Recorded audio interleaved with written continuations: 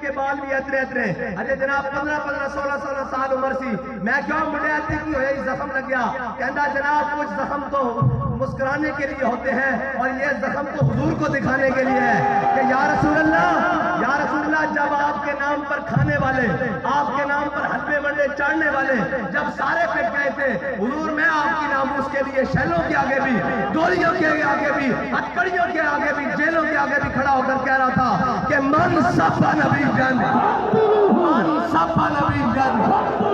اور جناب کہتے تھے آزادی کی جنگ لڑنی ہے اور میں کہا تواڈے بس دی گل ہی نہیں آزادی جنہاں دے بڑیاں نے انگریز دے کتے نوائے ہون انہاں دے گھوڑی پال مربے لے ہون انہاں دی جناب جاگیراں لئیاں ہون او آزادی دی جنگ لڑ سکدے ہیں جی وہ آزادی دی جنگ تا جناب گجر خان تک بھی نہیں پہنچی دوڑ واپس لگ گئی اور ایک ایسن کہندے میں اپنے کپڑے بیچ کر یو کو پی ڈی ایم دے چور جناب پرانے چور وہ آئے کہندے جناب میں اپنے کپڑے بیچ کر قوم کو جناب روٹی دوں گا اگلے کپڑے بھی لوا لے اس حقدار میں بڑا جناب وہ مجبب کو بابت جناب بڑا بڑا کے لائسن کہ معیشت سنبھالے گا میں کہا جس معیشت دے صبح شام اللہ اور اس کے رسول کے خلاف جنگ ہوتی ہوئے سود چلتا ہوئے او معیشت نہیں چل سکتی او معیشت کو اگر کوئی سدھا کر سکتا تو محمد عربی کے غلام کر سکتا اور ایسے دیکھو جناب جتنے امیر علاقے جتنے پوش علاقے سڑکاں بہترین انہوں نے جناب کھانے بکھرے انہوں نے ہوٹل بہترین انہوں نے سیوریج بہترین انہوں نے پانی بہترین تے غریب دا کس نے پوچھنا کہندا اقبال کہندا تامین حق بہتاراں سفر بندگارا مسند خاکاں سفر اقبال کہندا چلیا بڑی بڑی دنیا آئی سارے نے غریباں دے نعرے لائے کوئی جناب روٹی کپڑے مکان دے نام تے آیا کوئی ترقی اور خوشحالی دے نام تے آیا کوئی سوشلسٹ کمیونزم اور جناب کوئی کمیونسٹ آیا کوئی لبرلزم دے نام تے سارے غریباں دا نام لیا غریباں دا کیتا کچھ نہیں ادھر دیکھ محمد عربی دا دین ہاں جی میرے آقا مولا صلی اللہ علیہ وسلم فتح مکہ میں فاتحانہ انداز میں داخل ہو رہے ہیں فاتحانہ آج 10,000 صحابہ دا لشکر موجود ہے آج نال میرے آقا مولا صلی اللہ علیہ وسلم جدو مکہ کے اندر داخل ہوئے تو میرے آقا مولا صلی اللہ علیہ وسلم دی پیشانی اونٹنی دے پالان نو اونٹنی دے کجاوے نو لگ رہی سی حضور دا سر اقدس اتنا جھکیا ہویا سی میرے آقا مولا صلی اللہ علیہ وسلم نے حکم دیتا فرمایا آج کعبے کی چابیاں لے کے آؤ حضرت عثمان کعبے کی چابیاں لے کے آئے میرے آقا مولا صلی اللہ علیہ وسلم نے کعبے کا دروازہ کھلوایا ادھر سن دین تخت آیا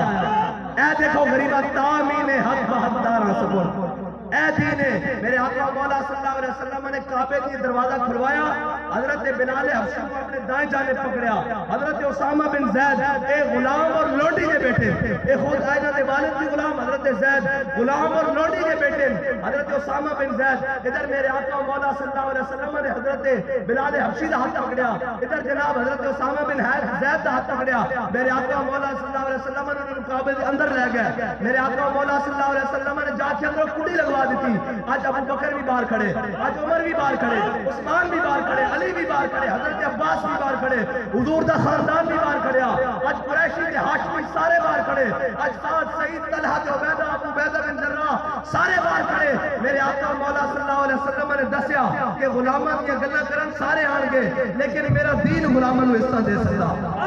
آج دیکھو میرے آقا مولا صلی اللہ علیہ وسلم نے اندر کڑی لگوا دی آج سارے باہر کھڑے ہو کر انتظار کر رہے ہیں کدا انتظار کر رہے ہیں حضور دا انتظار کر رہے ہیں اور کدا انتظار کر رہے ہیں بلال حبشی دا انتظار کر رہے ہیں اور کس دا انتظار کر رہے ہیں اسامہ بن زید دا انتظار کر رہے ہیں میرے آقا مولا صلی اللہ علیہ وسلم باہر تشریف لائے ادھر سنو دین کی کردا حضرت عبداللہ بن عمر کے اندر میں حضرت بلال حبشی نے اس دن پوچھا کہ بلال دس تو صحیح حضور نے کتنے نفل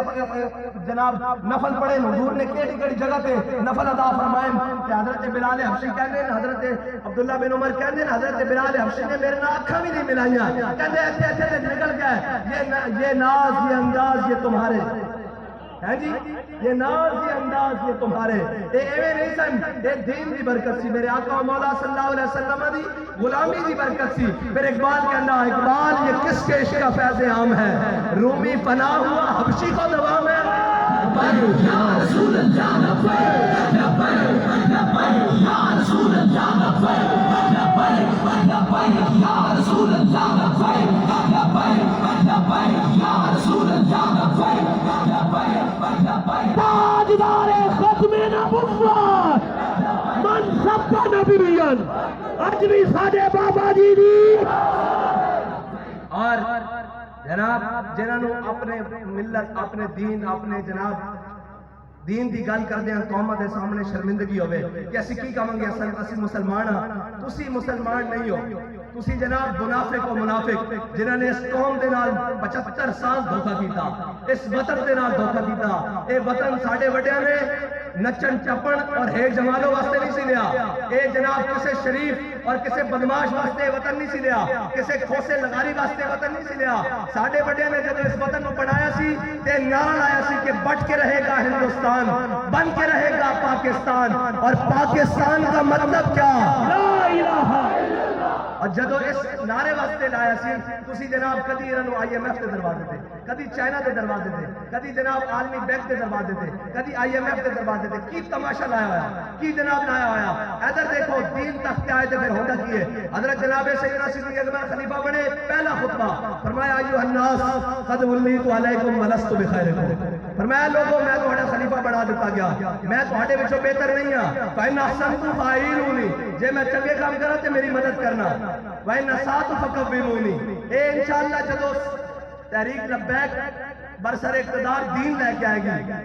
لوگ نہیں جدو دین لے کے آئے گی پھر یہ ساڑھا ہی جناب ماٹر اور مشہور ہوئے گا کہ فَإِنَّ أَحْسَنْتُ فَأَعِينُونِي وَإِنَّ أَسَأْتُ فَكَبِّرُونِي حضرت جناب سیدنا صدیق اکبر نے فرمایا جے میں چنگے کام کرا تو میری مدد کرنا اور اگر میں دائیں بائیں ہو جاؤں تو میں روکنا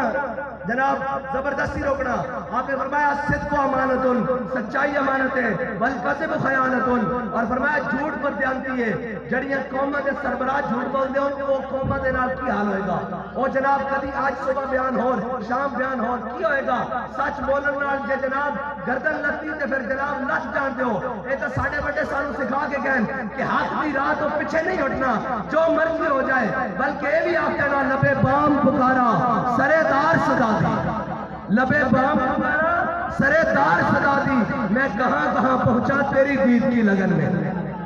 اور کہنے جناب ہوئے گا کی حضرت جناب صدق و امانت والکذب خیانت اگے سنو کہنے تحریک لبیک والے کریں گے کیا میں کہا ساڈا منشور سنو حضرت جناب سیدنا صدیق اکبر نے فرمایا اس دا شعروں میں ترجمہ موجود ہے والضعیف فیکم قوی عندی حتی اخذ الحق منه انشاءاللہ تعالی اور والقوی فیکم ضعیف عندی حتی اخذ الحق منه انشاءاللہ تعالی اور حضرت جناب سیدنا صدیق اکبر کی اس گل دا ترجمہ ہے کہ ضعیف اگر نظر پڑے رسول کا جمال بن یہ ہمارا منشور ہے تحریک لبیک کا کہ ضعیف اگر نظر پڑے رسول کا جمال بن یعنی کوئی کمزور کوئی نادار کوئی مجبور کوئی لاچار نظر آ جاوے تو پھر کی کرنا میرے آقا مولا صلی اللہ علیہ وسلم دے جمال دا مظہر بن جانا حضور دی شفقت دا مظہر بن جانا حضور دی نرمی دا مظہر بن جانا حضور دی رحمت دا مظہر بن جانا ضعیف اگر نظر پڑے رسول کا جمال بن اور ظالم اگر آئے نظر قہر ذوالجلال بن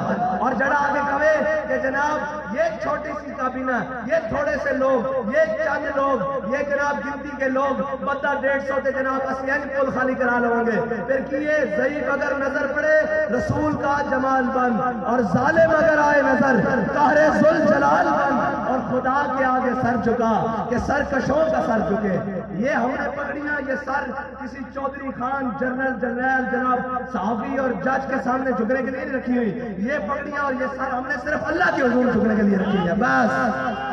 ہاں اور ہوں گے جو تمہارے دروں پر آ کر سجدے کرتے ہوں گے بھیک مانگتے ہوں گے نہ ہم انڈر دا ٹیبل کوئی اور بات کرتے ہیں نہ اپر دا ٹیبل کوئی اور بات کرتے ہیں ہماری بات ایک ہی ہے کوئی یار کی گل سنا ملا نہ لمبے پہنے پا ملا نہ علماء وچ فسا ملا ہمارا مقصد ایک ہی ہے صرف کہ ہم نے حق کی بات کرنی ہے اوپر جناب شیر شاہ سوری ہو احمد شاہ افغانی ہو جنرل ضیاء الحق ہو یا جناب جنرل مشرف ہو یا جناب نواز شریف ہو یا عمران خان ہو زرداری ہو حق اس بات کا پابند نہیں ہمارا یہ اعلان ہے کہ مر جائیں گے ظالم کی حمایت نہ کریں گے بس ہمارا یہ مقصد ہے کہ مر جائیں گے ظالم کی حمایت نہ کریں گے احرار کبھی ترک روایت نہ کریں گے نہ ہم شیخ نہ ملا نہ مصاحب نہ لیڈر نہ ساڈا کوئی دعویٰ کہ اسی بڑے بڑے جناب فلاں ہاں، نہ ساڈا کوئی دعویٰ کہ اسی بڑے پڑھے لکھے ہاں، نہ کوئی ساڈا دعویٰ کہ اسی جناب بڑے اسلام والے ہاں، ساڈا کوئی دعویٰ نہیں، نہ ہم شیخ، نہ ملا، نہ مصاحب، نہ لیڈر، جو خود نہیں کرتے وہ ہدایت نہیں کریں گے۔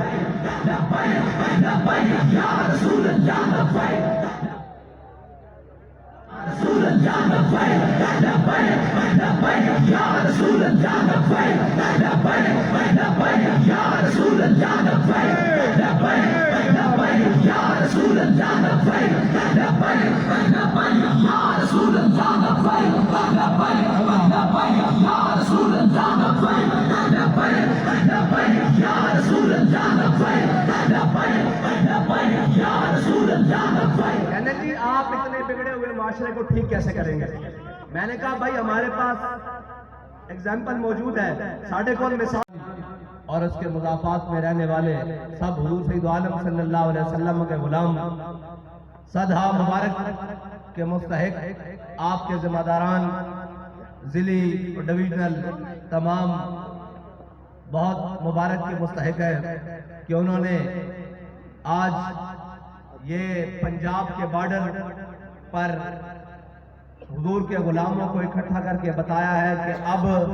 حضور کا دین تخت پر آ رہا ہے۔ خیبر سے لے کر کراچی تک ہر جگہ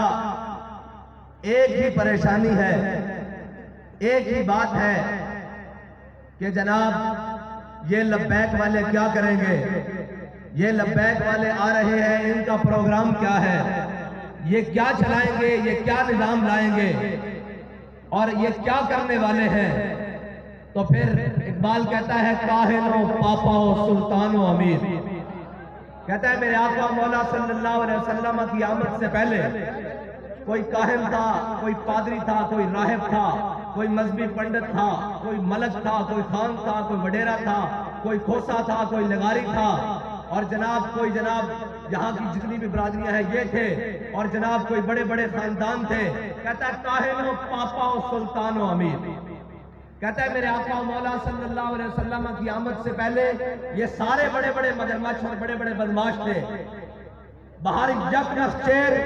صد نخچیر گیر، کہتا ہے ایک شکار تھا اور سینکڑوں اس کے شکاری تھے، ایک شکار تھا انسان اور اس کے سینکڑوں شکاری تھے، مختلف رنگ، مختلف قوموں اور مختلف نسلوں، مختلف جناب زبانوں اور مختلف قومیت پرستوں کی شکل میں ہزاروں اس کے شکاری تھے، ایک شکار تھا۔ اقبال ہوا کیا؟ کہتا ہے تامین حق بہت دارہ سفر، کہتا ہے اتنی دیر میں میرے آقا مولا صلی اللہ علیہ وسلم دنیا میں تشریف لے آئے، اور پھر کیا کیا؟ بندہ دارا مسند خاکہ سفر۔ اقبال کہتا ہے پھر حبشی غلاموں کو وہ مقام دیا جس پر بڑے بڑے قریشی اور ہاشمی بھی رشک کرتے رہے۔ یہ اسلام آ رہا ہے، اور ہم سے پوچھنے والے لوگ پوچھتے ہیں کہ جناب یہاں بڑا ظلم کا نظام ہے،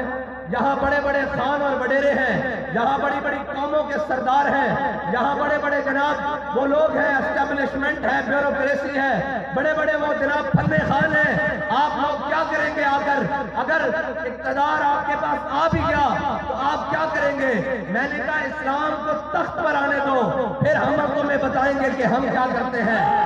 اور یہ دیکھنا کہ ہمارے قائد ہمیں یہ بتا کر گئے ہیں کہ ہم نے مولوی پیر اور ملک خان اور زمیندار اور جناب ان کو نہیں لانا تخت پر، ہم نے تخت پر حضور کا دین لانا ہے۔ آگے وقت کا سلیمان کھڑا ہو یا وقت کا حبشی غلام کھڑا ہو، دین یہ نہیں دیکھتا، دین دیکھتا ہے حق کس کا ہے اور کس کو ملنا چاہیے، اس کے سپرد کر دیتا ہے۔ اور کہتے ہیں جی آپ کے پاس حکومت آ بھی گئی تو آپ کیا کریں گے، آپ کیا جناب کریں گے؟ میں نے کہا ہمارے پاس حکومت آ گئی تو ایک بات ضرور ہوگی کہ اقوام متحدہ میں دیکھ کر ضرور قرآن پڑھا جائے گا۔ یہ نہیں ہوگا کہ ہمارے ذمہ داروں کو دیکھ کر قرآن بھی نہ پڑھنا ہے، اور یہ بھی نہیں ہوگا کہ ہمارا وقت کا وزیر اعظم حلف اٹھا رہا ہو اسے خاتم النبیین بھی پڑھنا نہ آئے، یہ بھی نہیں ہوگا۔ اور یہ بھی نہیں ہوگا کہ ہمارا وقت کا وزیر اعلیٰ جناب عید کی نماز کے لیے کھڑا ہو اور وہ جب ہاتھ باندھنے کی باری آئے اور تکبیر کے زائد تکبیروں کی باری آئے تو اسے ہاتھ کھولنے کے لیے دائیں بائیں دیکھنے کی ضرورت نہ پڑے. اسے پتا ہو کہ میرا دین کیا ہے, میری ملت کیا ہے, میری قوم کیا ہے. اسے جناب پینٹ اور کوٹ کس کر عالمی دنیا کے سامنے کھڑے ہوتے ہوئے اپنے آقا مولا صلی اللہ علیہ وسلم کی ناموس اور پاکستان کی ترجمانی کرتے ہوئے وہ شرم آئے جس کے بارے میں اقبال کہتا ہے وضع میں ہو نصارا تو تمدن میں حلول, یہ وہ مسلم ہے جنہیں دیکھ کے شرمائے یہود.